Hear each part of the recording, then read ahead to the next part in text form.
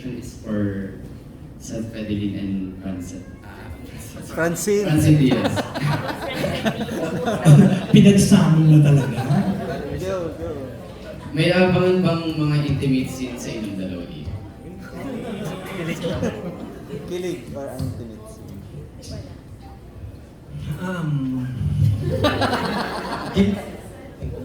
Wala po.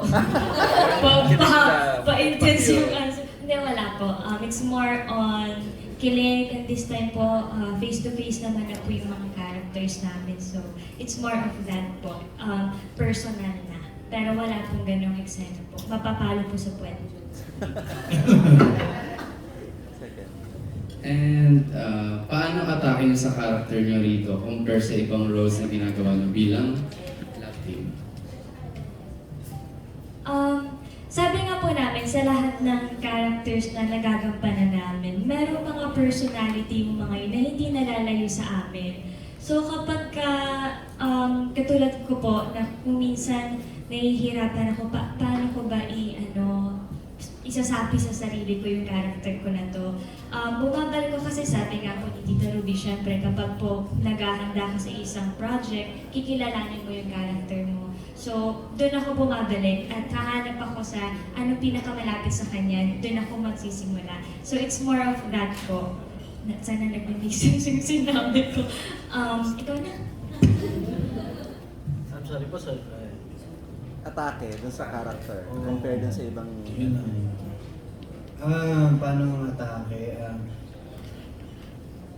Siguro ito yung rom-com na drama na magaan kasi siya. May kwento siya. May pakiramdam tong istorya na to. And may lesson kang matututunan, lalo na sa mga lalaki, may matututunan lesson dito. And ang atake namin dito siguro heart attack. Heart attack siguro yun. Siguro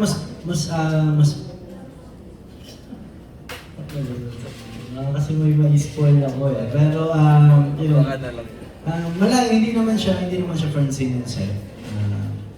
Yung character namin siya. Ako magiging si James ako, hindi ako magiging si Seth. Hindi babayero si Seth. So sa madaling salita, iba to. Level up ito. Hindi ito yung mapapanood din sila. Kundi ang character nila mismo sa pelikula ang mapapanood ninyo. Di ba? Okay. Thank you very much. Ang sweet mo naman, Biggs. Program. Ayan. Congratulations po.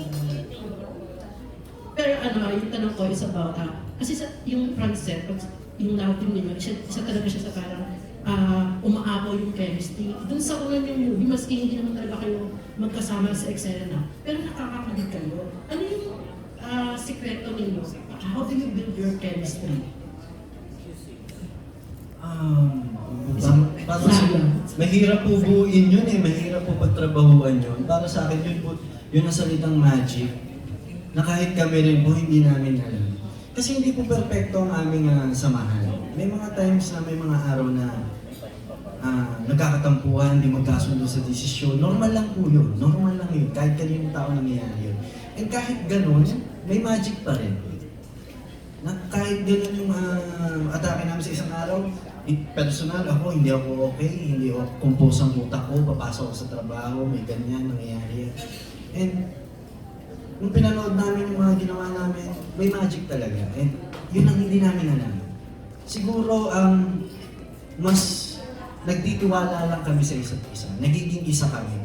Kasi pag ang isa sa amin, nauna, ang isa sa amin nahuli, hindi magsasabay. Kailangan magtutulungan. Kailangan, yun ang sikreto namin, nag-uusap kami palagi, communication.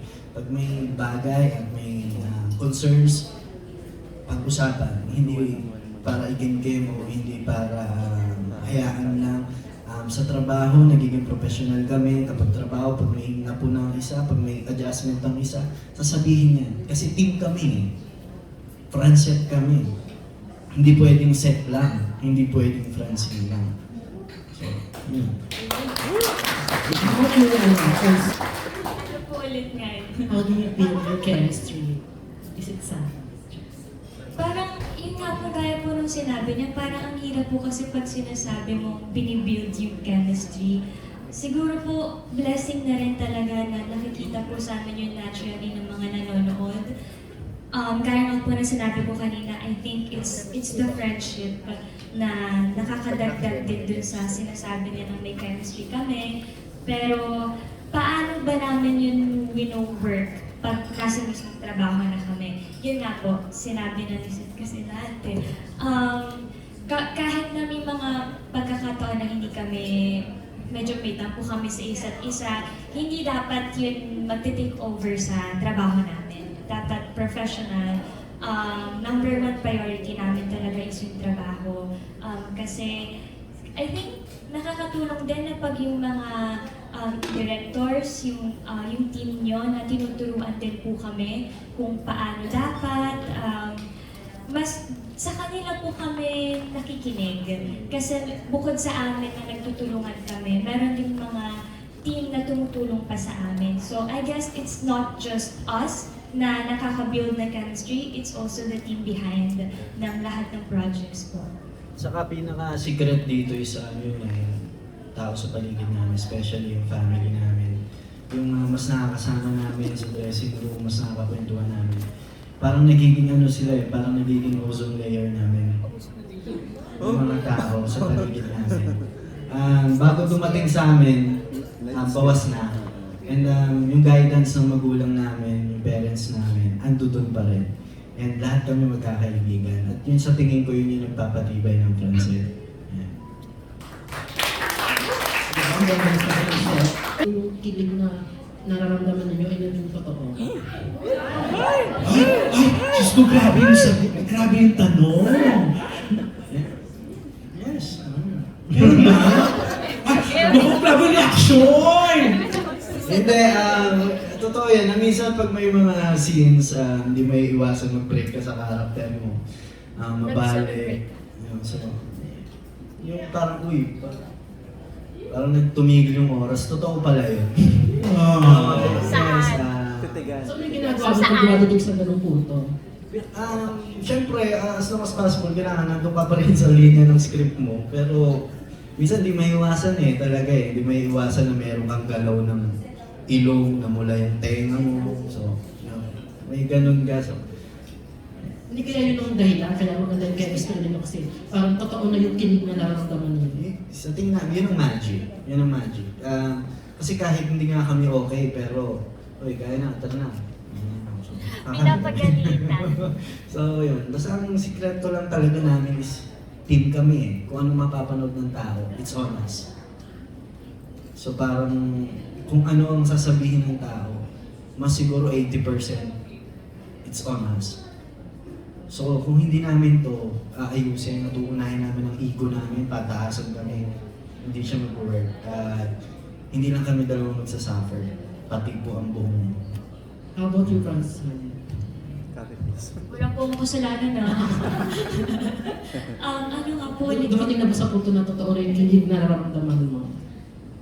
Opo, yun naman po talaga. Siyempre kapag meron po tayong ginagawang projects, hindi naman pwedeng eme lang yung acting. Parang hindi naman po magandang umarte nang wala yung puso mo. Doon po kasi lumalabas yung, siyempre yung pagmamahal mo sa craft mo. Pati, doon din po bibilis kasi yung ang buhay ng bawat isa ng production, ng lahat ng tao. Kasi kung i-fake naman po natin yung nararamdaman natin, parang paano rin nakaka-relate yung mga manonood. So I would say yes po. May ganong times na po na nafe-feel mo yung kilig talaga sa scene. Thank you. Thank you very much, Briggs. Meron ba po bang gustong